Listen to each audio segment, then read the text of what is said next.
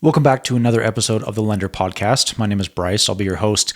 And today we're talking about why I personally choose to not charge my borrowers monthly payments. And I know this causes kind of a lot of flack. I get a lot of heat from other lenders when I tell them that I don't. And we're going to go over and talk about why I personally choose not to do so. But before we jump into the episode, I quickly want to share our sponsor today, which is, of course, Lender. Lender is a hard money and private money loan origination and servicing tool. So many lenders, especially when you're just starting out, they use Excel because that's the natural inclination on where to start. And the thing is that Excel it's not very scalable. So as you start getting more investors, start getting more loan applications, and just all the complexities with running this business, it can get convoluted really quickly. So we use Lender.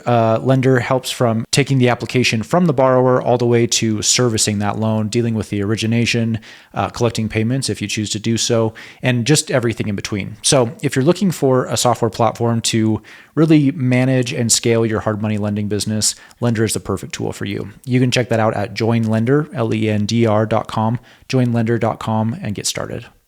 Okay, so this is a pretty controversial topic in the lending industry is whether or not you should or should not charge your borrowers monthly payments. And of course, I personally choose not to. Again, I get a lot of heat and a lot of flack from doing so. And I'll share at the end of this episode why I personally choose to do that. But before we do that, let's talk about some of the pros and the cons from charging monthly payments to your borrowers.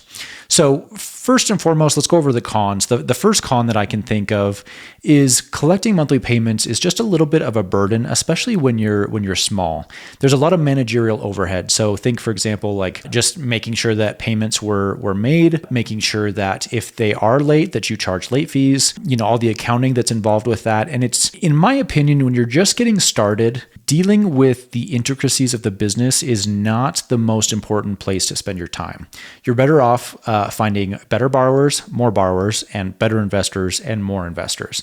Because ultimately, when you're in this business, those are the two things that scale your business and allow you to make more money. And obviously that's why we're all here, right? Is to make more money. So if you're just busy being productive and all these other little things in your business, in my opinion, it's the wrong thing to focus on. Like, focus on what really moves the needle in your business and not just feel satisfied with being busy because you're not really scaling, you're not really growing. So another con with collecting monthly payments is it puts a strain on your borrower. And when you think about it like this, so for example, the reason that people come to you in the first place is because they need money. And I'm not saying like let's do bad loans or faulty loans or high risk loans where the borrower doesn't bring any cash to the table or nothing like that. But the reason they're coming to you in the first place is they need funds. They don't have funds to handle it and do it themselves.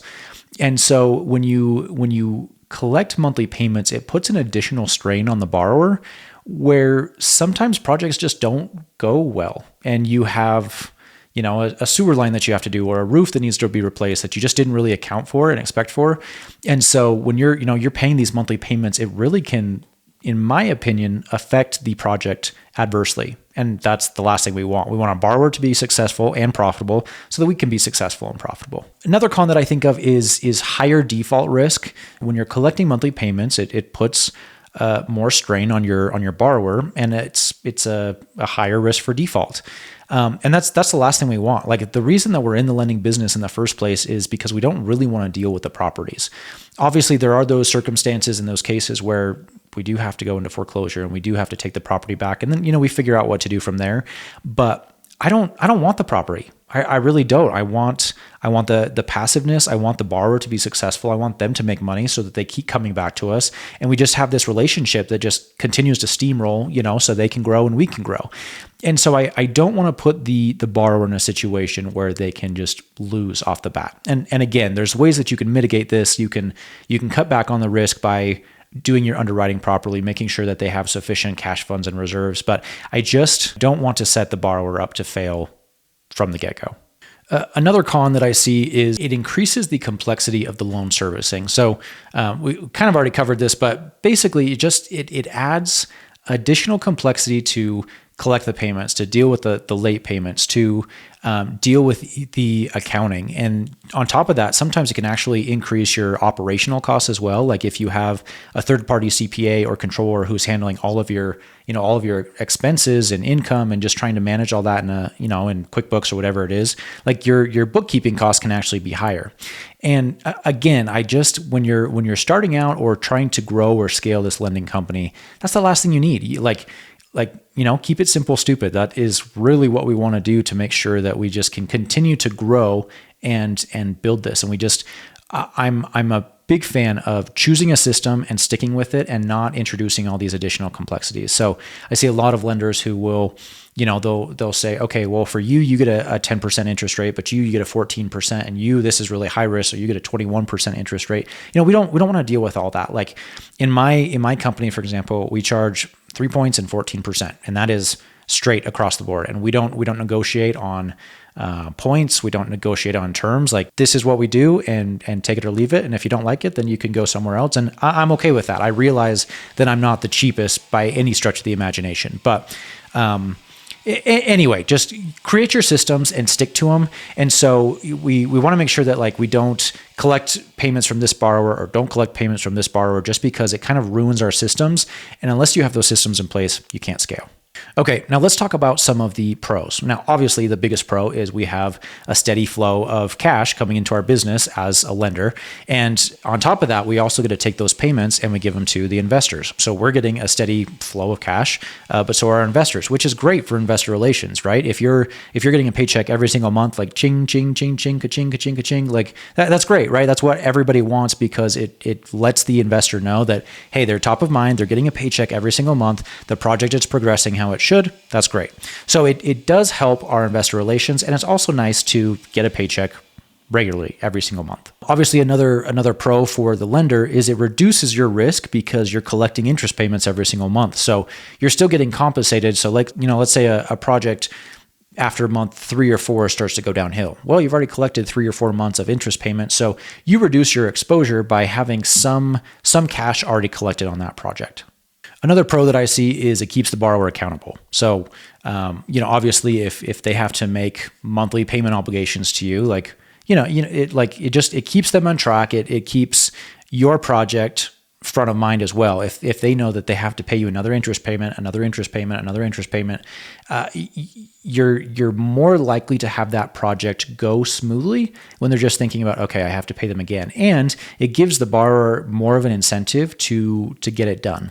When they see this money going out, they're like, okay, I really got to get this project done. Whereas if you don't collect monthly payments, you kind of just like get pressed to the background and you're like, I've got this project, but it's not urgent because, you're not writing these checks every single month. And then one last point that I want to cover is collecting monthly payments definitely helps early project detection. So like if a project is going to fail, let's say you have a borrower and they've made payments for months 1, 2, and 3, but on month 4 they miss. Well, chances are something is going wrong with that project, and it lets you jump in there ahead of time quickly to be able to work with the borrower, resolve the issue, like say, hey, what's going on with this? Like, or did you run out of cash, or why isn't this progressing? And on top of that too, this is kind of just a side note, but same thing happens if you have, a reserve fund for draws. So say you have a $30,000 renovation budget on this project, and the borrower hasn't taken any draws.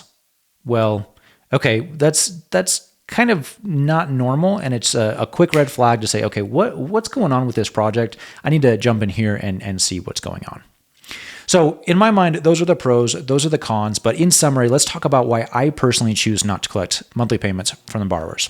First and foremost, it's an accounting headache, and I don't want to deal with it. Like I said before, I want to have these systems and processes that help me grow and scale, and I don't want to deal with all the additional complexities that are causing me to work in my business and not on my business. My main focuses are growing my borrower base and growing my investor base. And if I can get those to continually grow and scale, then I make more money, which is a win-win. So I don't want to focus on just the internal systems and processes. It's not where my time is best used most effectively.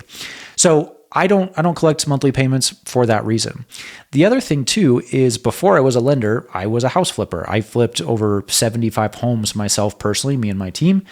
And I most of the time would work with lenders who did not require monthly payments. Because think about this, we would have a lot of projects going on simultaneously. We would have 6, 7, sometimes 10 projects going on at once. And so if I was paying monthly payments, shoot, I could be paying $40,000 per month in monthly payments to my lender just because they collect monthly payments on all these different projects. And it's very common in this industry to not have cash and just to be tight on cash. Like, again, the reason why people come to you to borrow is because they don't have a lot of funds. And again, that's not to say we want to do risky loans, but it's just, it places an extra burden. And as a flipper, I noticed that I really appreciated it. I really liked it when I didn't have to. And then all of the interest payments just got paid up at closing when the property paid off or refinanced. Now, one thing that I do have a lot of lenders say when I tell them that, hey, I don't collect monthly payments, is they say, well, what about your investors? Aren't you obligated to give them, a monthly dividend? And in most cases, yes, I set up my fund in a way that I don't actually have to do that. And it all comes from just setting investor expectations up front. So when we take on a new capital investor, I tell them, hey, FYI, our debt fund is set up in such a way that our borrowers only pay us interest at the completion of a project. And a lot of them get that, instinctively, like, hey, you start this project, it's short term. Once it pays off, then you get your interest as well. And so I tell investors, you're not going to get monthly payments, but we are going to stagger you through multiple projects. So typically, if, say someone comes and brings $100,000 as an investor, we'll get them spread across 4 or 5 different projects so that these projects just kind of stagger intuitively, so that, even though it's not really monthly payments exactly on the dot every single month, you might have a project that pays off within 3 weeks, or you might have another one that pays off, 6 weeks later. And then you might have another one that pays off in 3 weeks. And then you have another one that pays off, in 8 weeks. So it's not like they're going the full 6-month term without receiving any payments, because I wouldn't like that either. As an investor, you want to feel like you're making progress. You want to feel like you're collecting funds. And so that's how we choose to do it. We just set the expectations up front, say, look, you're going to get payments, but it's not going to be on a set regular schedule, because that puts me in a bind. And I don't want to have all of these obligations to these investors and be strapped for cash flow too, because that's not the kind of business that I want to run. I understand if investors don't want to work with us because of that, but we just don't choose to work that way. And thus far, it hasn't been a problem with our investors as long as we set those expectations up front. So that's it for today's episode. Hopefully you learned a thing or two. Again, I would love to hear from you whether you do or don't choose to charge your borrowers monthly payments, just because I like to see the different perspectives and see what different people are doing. But that's it for today. We'll catch you on the next episode.